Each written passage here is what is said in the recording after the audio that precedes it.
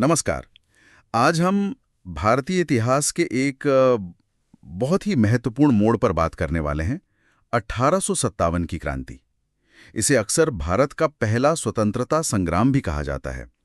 पर क्या ये वाकई इतना सीधा था? ये सवाल बहुत अच्छा है, क्योंकि देखिए 1857 सिर्फ एक तारीख नहीं है या सिर्फ एक सैनिक विद्रोह।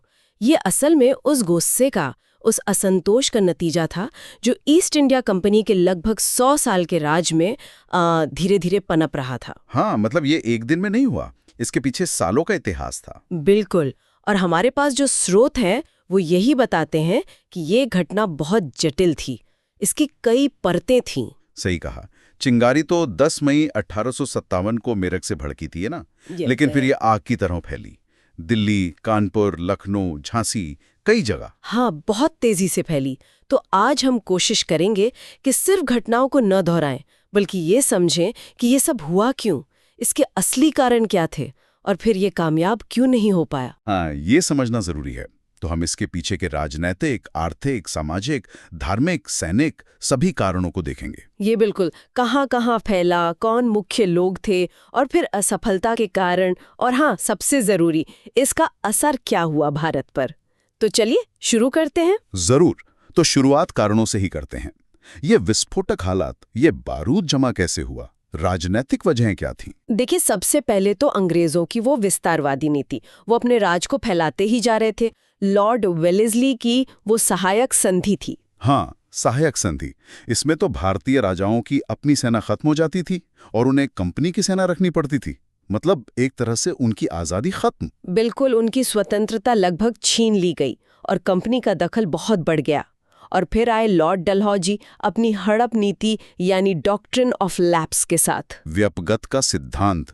मतलब अगर राजा का अपना बेटा नहीं तो राज गया कंपनी के हाथ। हाँ, और इस नीति के तहत सतारा, जैतपुर, संबलपुर, बघाट, उदयपुर, झांसी, नागपुर, कई रियासतें हड़प ली गई। और फिर अवध। 1856 में अवध का विलय तो शायद एक बहुत बड़ा ट्रिगर बना। बिल्कुल सही। अवध पर कुशासन का आरोप लगाया और नवाब वाजिद अली शाह को हटा दिया। इससे सिर्फ शाही परिवार या अमीर लोग ही नहीं, बल्कि आम जनता में भी बहुत गुस्सा था। और सोचिए, अवध से कंपनी की सेना में हजारों सैनिक थे। हाँ, कंपनी राज की नर्सरी कहते थे अवध को। जी। तो जब उनका अपना राज ही चला गया, उनकी सेना भंग हो गई, तो उनमें बेरोजगारी और अपमान का भाव बहुत गहरा था। ये बहुत बड़ा कारण बना। अच्छा। इसके अलावा मुगल बादशाह का अपमान, हाँ। बहादुर शाह जफर के साथ जो बर्ताव हुआ, ये घोषणा कि उनके बाद कोई बादशाह नहीं कहलाएगा, और नाना साहेब जैसे लोगों की पेंशन बंद करना, इन सब बातों से भारतीय शासकों का अंग्रेजों के वादों से भरोसा ही उठ गया। उन्हें लगा कि ये लोग किसी वादे या संधि को नहीं मानते। बिल्कुल, उन्हें लगा कि अंग्रेज भरोसे के लायक नहीं है। ये तो ही राजनीतिक बातें। प्रशासनिक स्तर पर भी तो दिक्कतें थीं। अंग्रेजी सिस्टम भारतीयों को रास नहीं आ रहा था। हाँ, बिल्कुल, उनका पूरा प्रशासनिक ढांचा, उनके कानून, सब भारतीयों के लिए एकदम अलग थे। और सबसे बड़ी बात, भारतीयों को किसी भी ऊंचे पद पर नहीं रखा जाता था। सब बड़े ओहदे गोरों के लिए थे। और न्याय व्यवस्था, वो भी पक्षपातपूर्ण थी। बहुत ज्यादा महंगी, धीमी, और गोरे अंग्रेज के खिलाफ भारतीय की कोई सुनवाई नहीं होती थी। फिर वो इनाम कमीशन वाली बात बंबई में 1854 में। हाँ, जिसमें कर मुक्त जमीनें जब्त कर ली गईं। हजारों जागीरें और इनाम जब्त कर लिए, और लगातार अकाल पड़ रहे थे, जिनसे अंग्रेजी प्रशासन की पोल खुल रही थी कि वो कितने नाकाबिल और बेपरवाह हैं। और इन सब के ऊपर आर्थिक लूट, शायद ये सबसे बड़ा कारण था जिसने आम आदमी को सबसे ज्यादा प्रभावित किया। निस्संदेह अंग्रेजों की नीतियां, खासकर उनकी जमीन से जुड़ी नीतियां, मतलब लैंड रेवेन्यू पॉलिसीज, उन्होंने किसानों की कमर ही तोड़ दी थी। लगान बहुत ज्यादा था। बहुत ज्यादा। जमीनें छिन रही थीं, किसान भूखे मर रहे थे, यहाँ तक कि जमींदारों से भी बुरा बर्ताव हुआ। उनके अधिकार छीने गए तो वो भी नाराज थे। हाँ, और भारत के अपने उद्योग, उनका क्या हुआ, जिसे विऔद्योगीकरण या डी इंडस्ट्रियलाइजेशन कहते हैं। हाँ, बिल्कुल। ब्रिटेन की मिलों में बना सस्ता कपड़ा और दूसरा सामान भारत के बाजारों में भर दिया गया। यहाँ के जो हुनरमंद कारीगर थे, बुनकर थे, वो सब बेरोजगार हो गए। उनका सदियों पुराना काम धंधा चौपट हो गया। अच्छा, व्यापार पर भी अंग्रेजों का कब्जा हो गया था। हाँ, भारतीय व्यापारी भी हाशिए पर धकेल दिए गए। और फिर वो धन निष्कासन यानी ड्रेन ऑफ वेल्थ, भारत की दौलत लगातार इंग्लैंड भेजी जा रही थी। ऊपर से नगदी फसलें उगाने पर जोर, जैसे नील और कपास, जिससे खाने के अनाज की कमी हो गई। कर लगातार बढ़ रहे थे, बेरोजगारी बढ़ रही थी, मतलब आर्थिक तौर पर भारत को निचोड़ा जा रहा था। ये तो पेट की आग थी। लेकिन कहते हैं धर्म और समाज के मामलों में जो दखलंदाजी हुई उसने भी आग में घी का काम किया। हाँ, और ये मामला बहुत नाजुक था। देखिए, अंग्रेजों ने कुछ सुधार किए, जैसे सती प्रथा बंद करना 1829, विधवा पुनर्विवाह को कानूनी मान्यता देना 1856, बाल विवाह रोकना। ये कदम भले ही अच्छे इरादे से उठाए गए हों, लेकिन उस समय के रूढ़िवादी समाज ने इसे अपनी परंपराओं और धर्म पर हमला माना। बिल्कुल, उन्हें लगा कि ये गोरे लोग हमारे रीति रिवाज खत्म करना चाहते हैं। और वो नस्लीय भेदभाव तो था ही, अंग्रेजों का भारतीयों को नीची नजर से देखना वो तो रोज की बात थी। भारतीयों को असभ्य, जंगली समझा जाता था। सड़क पर सलाम न करने पर पिटाई हो जाती थी। अपमान, हिंसा आम थी और सजा ना के बराबर। इसने भारतीयों के आत्मसम्मान को बहुत चोट पहुंचाई। इस सारी मिशनरियों की भूमिका पर भी सवाल उठते हैं। जी, 1813 के बाद उन्हें भारत में खुलकर अपने धर्म का प्रचार करने की छूट मिल गई। वो अक्सर हिंदू धर्म और इस्लाम की आलोचना करते थे, देवी देवताओं का मजाक उड़ाते थे। और धर्मांतरण का डर भी था, स्कूलों में बाइबल पढ़ाना। हाँ, ये डर बहुत फैल गया था कि अंग्रेज सबको ईसाई बनाना चाहते हैं। मिशनरियों पर आरोप लगे कि वो गरीबों, अनाथों का जबरदस्ती धर्म बदलवा रहे हैं। पश्चिमी शिक्षा को भी इसी नज़र से देखा गया। आपने कुछ कानूनों का भी जिक्र किया था ना पहले, लेक्स लॉकी कानून और धार्मिक निर्योग्यता अधिनियम। हाँ, 1850 का लेक्स लॉकी कानून और 1856 का धार्मिक निर्योग्यता अधिनियम। इनका सार ये था कि अगर कोई अपना धर्म छोड़कर, खासकर ईसाई बन जाता है, तो भी उसे अपनी पैतृक संपत्ति में हक मिलेगा। अच्छा, तो इसे तो सीधे सीधे धर्मांतरण को बढ़ावा देना ही माना गया होगा। बिल्कुल, हिंदुओं में इसका बहुत विरोध हुआ। ये भी बड़ी अजीब बात है कि रेलवे, टेलीग्राफ जैसी नई तकनीक को भी शक की निगाह से देखा गया। हाँ, क्योंकि लोगों को लगा कि ये सब उनकी जाति व्यवस्था और पुरानी सामाजिक मान्यताओं को तोड़ने के लिए लाया जा रहा है। ट्रेन में सब जातियों के लोग साथ बैठ रहे हैं, ये कई लोगों को बर्दाश्त नहीं था। उन्हें लगा ये सब धर्म भ्रष्ट करने की साजिश है।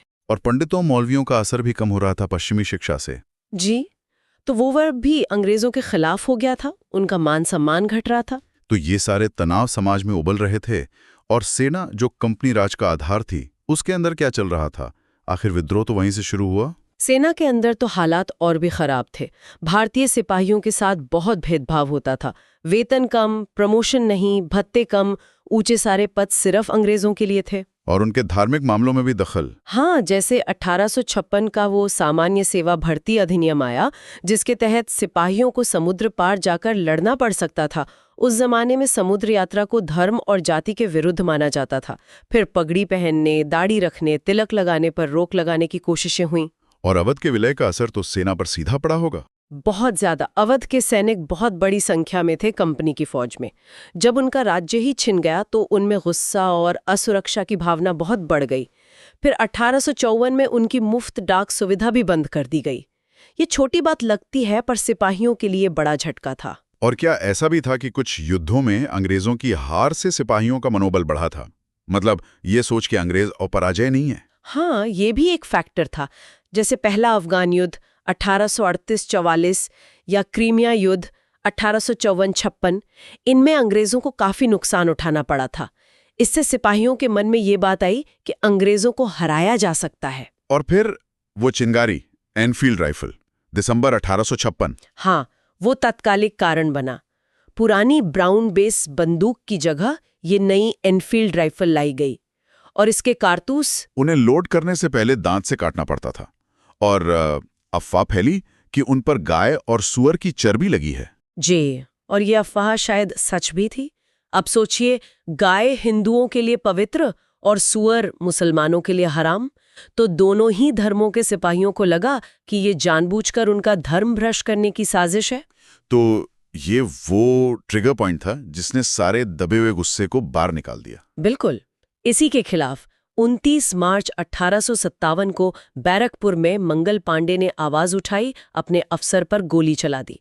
8 अप्रैल को उन्हें फांसी दे दी गई। और फिर मेरठ में 9 मई को मेरठ में 85 सिपाहियों ने इन कारतूसों को इस्तेमाल करने से मना कर दिया। उनका कोर्ट मार्शल हुआ, लंबी सजा मिली। अगले ही दिन 10 मई को मेरठ में सिपाहियों ने खुला विद्रोह कर दिया।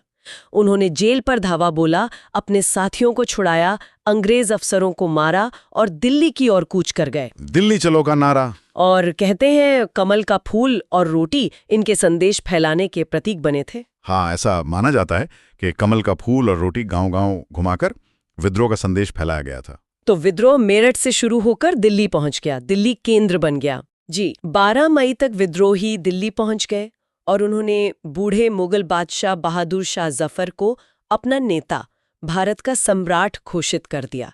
हालांकि वो नाम मात्र के नेता थे, असली कमांड जनरल बख्त खान जैसे सेनापतियों के हाथ में थी। लेकिन अंग्रेजों ने दिल्ली जल्दी वापस ले ली। हाँ, अंग्रेजों ने पूरी ताकत झोंक दी। जॉन निकलसन, जो लड़ाई में मारा गया, और हडसन जैसे अफसरों ने दिल्ली को घेरा और सितंबर 1857 तक उस पर दोबारा कब्जा कर लिया। बहादुर शाह जफर को पकड़कर रंगून भेज दिया गया, जहां उनकी मौत हुई। कानपुर में कौन थे? नाना साहब और तांतिया टोपे। हाँ, कानपुर में नाना साहब, जो आखिरी पेशवा बाजीराव द्वितीय के दत्तक पुत्र थे और जिनकी पेंशन अंग्रेजों ने बंद कर दी थी। उनके साथ थे उनके बहुत ही वीर और काबिल सेनापति तांत्या टोपे, जिनका असली नाम रामचंद्र पांडुरंग था, और उनके सलाहकार अजीमुल्लाह खान। तो कानपुर में विद्रोह कब शुरू हुआ? जून 1857 में नाना साहब को पेशवा घोषित किया गया, लेकिन दिसंबर 1857 तक सर कॉलिन कैंपबेल ने कानपुर पर फिर से कब्जा कर लिया। नाना साहब तो नेपाल भाग गए। और तात्या टोपे? तात्या टोपे बच निकले और झांसी की रानी लक्ष्मीबाई से जा मिले। वो लड़ते रहे, लेकिन बाद में उन्हें धोखे से पकड़ लिया गया और अप्रैल 1859 में फांसी दे दी गई। कहते हैं किसी मानसिंह नाम के व्यक्ति ने विश्वासघात किया था। लखनऊ यानी अवध में कमान बेगम हजरत महल के पास थी। जी, नवाब बाजिद अली शाह की पत्नी बेगम हजरत महल। उन्होंने अपने नाबालिग बेटे बिरजिस कदर को नवाब घोषित करके अंग्रेजों का जबरदस्त मुकाबला किया। हेनरी लॉरेंस जैसा बड़ा अंग्रेज अफसर लखनऊ में ही मारा गया। लेकिन लखनऊ भी अंग्रेजों ने वापस ले लिया। हाँ, मार्च 1858 में कॉलिन कैंपबेल ने लखनऊ पर भी कब्जा कर लिया। बेगम हजरत महल भी हार के बाद नेपाल चली गईं। और फिर झांसी की रानी लक्ष्मीबाई, उनकी कहानी तो शायद सबसे ज्यादा मशहूर है। बिल्कुल, रानी लक्ष्मीबाई तो वीरता और साहस की मिसाल बन गईं। उनकी रियासत भी हड़प नीति का शिकार हुई थी। उन्होंने जून 1857 में विद्रोह का झंडा उठाया। अंग्रेज सेनापति सर ह्यू रोज ने झांसी को घेर लिया। वो बहुत बहादुरी से लड़ी। हाँ, वो लड़ी, फिर किले से निकलकर कालपी पहुंची, तात्या टोपे से मिली। दोनों ने मिलकर ग्वालियर पर कब्जा कर लिया, लेकिन ग्वालियर के पास अंग्रेजों से लड़ते हुए जून 1858 में वो शहीद हो गईं। ह्यू रोज ने भी उनकी तारीफ की थी। हाँ, ह्यू रोज ने कहा था कि यहाँ सोई हुई महिला विद्रोहियों में एकमात्र मर्द थी। बिहार में भी एक बहुत बड़ा नाम है, बाबू कुंवर सिंह। हाँ, जगदीशपुर आरा के जमींदार बाबू कुंवर सिंह। वो 80 साल के थे, लेकिन जिस बहादुरी से वो लड़े वो कमाल था।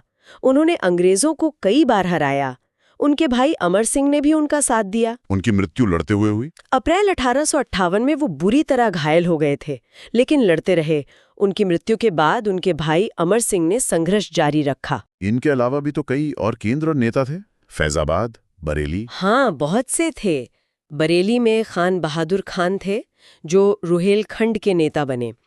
फैजाबाद में मौलवी अहमदुल्ला शाह थे, जो मूल रूप से मद्रास के थे, और उन्होंने अंग्रेजों के खिलाफ जिहाद का नारा दिया था। उन पर तो 50,000 रुपए का इनाम भी रखा गया था। अच्छा, और भी कई छोटे बड़े नेता रहे होंगे। जी, जैसे फर्रुखाबाद में तुफजल हसन खान, बिजनौर में मोहम्मद खान, मंदसौर में फिरोज शाह, यहाँ तक कि असम में मनीराम दत्ता बरुआ, उड़ीसा में सुरेंद्र शाही, राजस्थान में जयदयाल और हरदयाल सिंह, कोटा में, गोरखपुर में गजाधर सिंह। मतलब विद्रोह का असर काफी फैला हुआ था, कम से कम उत्तर और मध्य भारत में तो था ही। तो इतने सारे नेता, इतनी जगहों पर विद्रोह, फिर भी ये असफल क्यों हो गया? क्या तालमेल की कमी थी? हाँ, ये असफलता का सबसे बड़ा कारण था। संगठन और एक केंद्रीय नेतृत्व का पूरी तरह अभाव था। सब नेता अपने अपने इलाके में अपने अपने मकसद के लिए लड़ रहे थे। रानी को अपनी झांसी चाहिए थी, नाना साहब को अपनी पेंशन और पेशवाई, किसान लगान से मुक्ति चाहता था। एक साझा अखिल भारतीय योजना नहीं थी। मतलब कोई एक सर्वमान्य नेता नहीं उभर पाया। बहादुर शाह जफर को नेता माना गया, लेकिन वो बूढ़े थे और उनमें नेतृत्व क्षमता नहीं थी। असल में कोई ऐसा नेता नहीं था जो सबको एक साथ लेकर चल सके। और विद्रोह पूरे भारत में भी नहीं फैला। नहीं, ये दूसरा बड़ा कारण है। दक्षिण भारत लगभग अछूता रहा। पंजाब, बंगाल, सिंध, राजपूताना के ज्यादातर हिस्से, कश्मीर, ये सब या तो शांत रहे या अंग्रेजों के साथ थे। ये अखिल भारतीय नहीं बन पाया। संसाधनों का फर्क तो रहा ही होगा, हथियार, पैसा। जमीन आसमान का फर्क था। विद्रोही ज्यादातर तलवारों, भालों और पुरानी बंदूकों से लड़ रहे थे। अंग्रेजों के पास नई राइफल थीं, तोपें थीं, संगठित और अनुशासित सेना थी, और सबसे बड़ी बात, उनके पास रेलवे और टेलीग्राफ था। हाँ, कम्युनिकेशन, वो जल्दी खबरें भेज सकते थे, सेनाएं भेज सकते थे। बिल्कुल। जबकि विद्रोही आपस में संपर्क भी ठीक से नहीं कर पाते थे, वो अलग थलग पड़ जाते थे। और क्या समाज के सभी सब वर्गों का समर्थन मिला विद्रोहियों को? नहीं, ये भी एक बड़ी कमी थी। जो पढ़ा लिखा मध्य वर्ग उभर रहा था, व्यापारी वर्ग, ज्यादातर बड़े जमींदार और राजे रजवाड़े, उन्होंने विद्रोह का साथ नहीं दिया। कई शासकों ने तो अंग्रेजों की मदद की थी। हाँ, बहुतों ने। ग्वालियर के सिंधिया, इंदौर के होलकर, हैदराबाद के निजाम, भोपाल की बेगम, पटियाला, नाभा, जींद के सिख शासक, कश्मीर के गुलाब सिंह, नेपाल के जंग बहादुर, इन सब ने अंग्रेजों का साथ दिया। लॉर्ड कैनिंग ने तो कहा भी था कि ये शासक तूफान में बांध की तरह थे, वरना हम बह जाते। यानी भारतीयों में भी एकता नहीं थी। और विद्रोहियों के पास भविष्य का कोई प्लान था कि अंग्रेजों को हटाने के बाद क्या करेंगे? नहीं, यही तो बात है। कोई स्पष्ट सामाजिक, आर्थिक या राजनीतिक विचारधारा नहीं थी। ज्यादातर नेता पुरानी सामंती व्यवस्था को ही वापस लाना चाहते थे। उपनिवेशवाद क्या होता है, इसकी गहरी समझ नहीं थी। और अनुशासन की कमी की भी बात आती है। हाँ, कई जगहों पर विद्रोही सैनिक भीड़ की तरह बर्ताव करने लगे। जैसे कानपुर में अंग्रेज महिलाओं और बच्चों की हत्या हुई। ऐसी घटनाओं ने विद्रोह की छवि को नुकसान पहुंचाया। तो इन सब कारणों से ये इतना बड़ा आंदोलन होते हुए भी दब गया। लेकिन क्या ये पूरी तरह बेकार गया? इसके कुछ परिणाम, कुछ असर तो हुए होंगे। बेकार तो बिल्कुल नहीं गया। तात्कालिक रूप से भले ही असफल रहा, लेकिन इसके परिणाम बहुत दूरगामी और महत्वपूर्ण थे। सबसे बड़ा नतीजा तो ये हुआ कि भारत से ईस्ट इंडिया कंपनी का शासन खत्म हो गया। हाँ, ये बहुत बड़ा बदलाव था। भारत का शासन सीधे ब्रिटिश क्राउन के हाथ में आ गया। जी, 1858 में भारत सरकार अधिनियम गवर्नमेंट ऑफ इंडिया एक्ट पास हुआ और भारत सीधे ब्रिटेन की महारानी के अधीन आ गया। और प्रशासन में क्या बदलाव हुए? गवर्नर जनरल का पद। गवर्नर जनरल अब वायसराय कहलाने लगा, जो सीधे क्राउन का प्रतिनिधि होता था। लॉर्ड कैनिंग पहले वायसराय बने। साथ ही लंदन में एक नया पद बनाया गया, भारत सचिव, secretary of state for India, जिसकी मदद के लिए 15 सदस्यों की एक इंडिया काउंसिल बनाई गई। और अंग्रेजों की नीतियों में क्या फर्क आया? क्या उन्होंने विलय और हड़प नीति छोड़ दी? हाँ, उन्होंने ये सबक सीखा कि भारतीय राजाओं को सीधे हड़पने से विद्रोह भड़क सकता है, तो विलय की नीति खत्म कर दी गई। भारतीय राजाओं को गोद लेने का अधिकार वापस दे दिया गया। 1858 में महारानी विक्टोरिया की घोषणा हुई। हाँ, जिसमें कहा गया कि राजाओं के अधिकारों, उनके सम्मान का ध्यान रखा जाएगा, उनकी संधियों का पालन होगा और धार्मिक मामलों में दखल नहीं दिया जाएगा। बिल्कुल, ये वादे किए गए। हालांकि अमल कितना हुआ ये अलग बात है, पर नीतिगत तौर पर ये एक बड़ा बदलाव था। सेना में तो जरूर बहुत बड़े बदलाव हुए होंगे। अंग्रेजों का सबसे बड़ा डर तो अब सेना ही बन गई होगी। सेना का तो पूरा पुनर्गठन किया गया। सबसे पहले सेना में यूरोपीय सैनिकों का अनुपात बहुत बढ़ा दिया गया।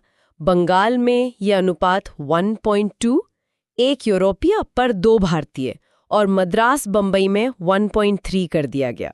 और तोपखाना, वो किसके हाथ में रहा? तोपखाना जैसी सबसे महत्वपूर्ण यूनिट पूरी तरह यूरोपीय सैनिकों के नियंत्रण में रखी गई। भारतीय सैनिकों के हाथ से तोपें छीन ली गईं। और भर्ती की नीति भी बदली, वो लड़ाकू जातियों वाली बात। हाँ, मार्शल रेस का सिद्धांत लाया गया। जिन समुदायों ने विद्रोह में हिस्सा लिया था, जैसे अवध, बिहार, मध्य भारत के लोग, उनकी भर्ती कम कर दी गई और जिन्होंने अंग्रेजों का साथ दिया था या वफादार रहे थे, जैसे सिख, गोरखा, पठान, उनकी भर्ती बढ़ाई गई। सेना के पुनर्गठन के लिए पील कमीशन भी बनाया गया था। और फूट डालो और राज करो की नीति वो सेना में भी लागू हुई और ज्यादा मजबूती से। जाति, धर्म और क्षेत्र के आधार पर अलग अलग रेजिमेंट बनाई गईं, ताकि भारतीय सैनिकों में कभी आपसी एकता न बन पाए और वो अंग्रेजों के खिलाफ एकजुट न हो सके। लेकिन इस सब के बीच क्या इसका कोई सकारात्मक नतीजा भी निकला? जैसे क्या इसने भारत में राष्ट्रवाद को जगाने में मदद की? ये इसका सबसे महत्वपूर्ण, हालांकि अनइंटेंडेड परिणाम था। भले ही विद्रोह असफल रहा, लेकिन इसने पहली बार इतने बड़े पैमाने पर भारतीयों को एक साझा दुश्मन यानी अंग्रेजी राज के खिलाफ खड़ा किया। जो लोग लड़े, जो शहीद हुए, उनकी कहानियों ने आने वाली पीढ़ियों को प्रेरित किया। इसने कहीं न कहीं भारतीय राष्ट्रवाद की नींव रखी।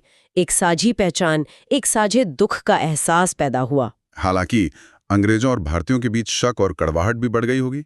हाँ, वो खाई और गहरी हो गई, नस्ली भेदभाव और बढ़ा, आर्थिक शोषण कम नहीं हुआ बल्कि और तेज हो गया। हाँ, अंग्रेज अब सामाजिक और धार्मिक मामलों में सीधे दखल देने से कतराने लगे, जिसका एक नतीजा ये भी हुआ कि समाज में सुधार की प्रक्रिया धीमी पड़ गई। सिविल सेवा में भारतीयों को लेने की बात हुई थी। हाँ, 1861 के एक्ट में इसका प्रावधान किया गया, लेकिन असल में भारतीयों के लिए ऊंचे पदों तक पहुंचना फिर भी बहुत मुश्किल था। अच्छा, इतिहासकार इस विद्रोह को कैसे देखते हैं? क्या सभी से पहला स्वतंत्रता संग्राम मानते हैं? नहीं, इस पर इतिहासकारों में काफी मतभेद है। कुछ अंग्रेज इतिहासकार जैसे सर जॉन लॉरेंस या सीले इसे सिर्फ एक सैनिक विद्रोह, सिपॉय म्यूटिनी मानते हैं। मतलब ये आम जनता का विद्रोह नहीं था उनकी नजर में। हाँ, कुछ और अंग्रेज जैसे आउट्रम और टेलर इसे हिंदू और मुसलमानों का अंग्रेजों के खिलाफ षड्यंत्र कहते हैं। टी.आर. होम्स ने तो इसे बर्बरता और सभ्यता के बीच युद्ध तक कह दिया। दूसरी तरफ वी.डी. सावरकर ने इसे अपनी किताब में भारत का प्रथम सुनियोजित स्वतंत्रता संग्राम कहा। जी, सावरकर ने इसे राष्ट्रीय महत्व दिया। यहाँ तक कि ब्रिटिश संसद में बेंजामिन डिज़रायली जैसे नेता ने भी इसे राष्ट्रीय विद्रोह कहा था। लेकिन कुछ भारतीय इतिहासकार भी इसे संग्राम नहीं मानते, जैसे आर.सी. मजूमदार। हाँ, डॉक्टर आर.सी. मजूमदार का प्रसिद्ध कथन है कि ये तथाकथित पहला राष्ट्रीय स्वतंत्रता संग्राम न तो पहला था, न राष्ट्रीय था और न ही स्वतंत्रता संग्राम था। उनके अनुसार इससे पहले भी कई विद्रोह हो चुके थे, ये पूरे देश में नहीं फैला था और नेताओं के उद्देश्य सीमित थे। और मार्क्सवादी इतिहासकार वो इसे सैनिकों और किसानों का मिला जुला विद्रोह मानते हैं, जो सामंतवादी नेतृत्व के तहत लड़ा गया। बिपिन चंद्र जैसे इतिहासकार इसे विदेशी शासन से देश को आज़ाद कराने का एक देशभक्तिपूर्ण प्रयास मानते हैं, भले ही इसमें कमियां रही हों। तो आप देख सकते हैं कि कितने अलग अलग नजरिए हैं। बिल्कुल, ये दिखाता है कि ये कितनी जटिल घटना थी। तो अगर हम सार निकालें तो कह सकते हैं कि 1857 की क्रांति कई सालों से जमा हो रहे असंतोष का नतीजा था। राजनैतिक, आर्थिक, सामाजिक, धार्मिक, सैनिक हर तरह के कारण थे। हाँ, और ये सिपाही विद्रोह के रूप में शुरू होकर उत्तर और मध्य भारत के बड़े हिस्से में फैली एक जन विद्रोह का रूप लिया। इसमें बहादुर नेता भी थे, आम लोगों ने भी हिस्सा लिया। लेकिन संगठन की कमी, एकता का अभाव, संसाधनों की कमी, पूरे देश का साथ न मिलना और अंग्रेजों की बेहतर ताकत और कूटनीति के कारण ये आखिर में असफल रहा। जी, पर इसकी असफलता ने भी भारत के इतिहास की दिशा बदल दी। इसने कंपनी राज का अंत किया, ब्रिटिश सरकार को अपनी नीतियां बदलने पर मजबूर किया और सबसे बढ़कर इसने भारतीय राष्ट्रवाद की वो चिंगारी जलाई जो आगे चलकर आज़ादी की ज्वाला बनी। तो जाते जाते श्रोताओं के लिए एक सवाल छोड़ते हैं। क्या 1857 की असफलता ने ही भविष्य के एक ज्यादा संगठित और आखिरकार सफल स्वतंत्रता संग्राम के लिए जमीन तैयार की? क्या उस हार से मिले सबक ने ही आज़ादी की लड़ाई को मजबूत किया? या ये भी सोचे कि अगर उस समय सिंधिया, होलकर, निजाम जैसे बड़े शासक अंग्रेजों का साथ छोड़कर विद्रोहियों के साथ आ जाते तो क्या कहानी कुछ और होती? इतिहास में अगर मगर नहीं होता, पर ये सवाल हमें उस दौर को और गहराई से समझने में मदद करते हैं।